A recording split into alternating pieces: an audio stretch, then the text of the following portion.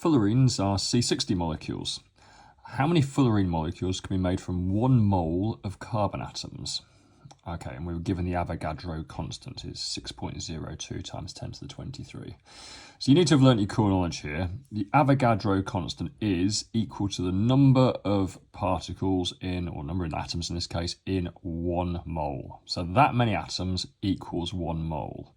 Now a fullerene molecule has 60 atoms in it, so all we need to do is take the number of atoms in 1 mole and divide it by 60, and that will give us the number of molecules. It's very straightforward, but most people will get this wrong because it's the Avogadro constant is such a large number. It's just such an abstract concept, I suppose. So that's the number of atoms in 1 mole, a huge number of atoms. There's 60 atoms in a molecule, so if we just take that number and divide it by 60, we will get the answer. Next challenge is, of course, putting that in a calculator, which most people seem to get wrong because they press the wrong button. So let's just take our time on this. 6.02, that's just type that in straight away, 6.02. Okay, now this is not a multiply. Okay, most people I teach that go wrong with this, they press the multiply button. Do not press the multiply by button. Okay, you need to find your exponential button on your calculator. Now, on most of the calculators we seem to flog students in school, it's called times 10 to the x. Now, it's often down the bottom here.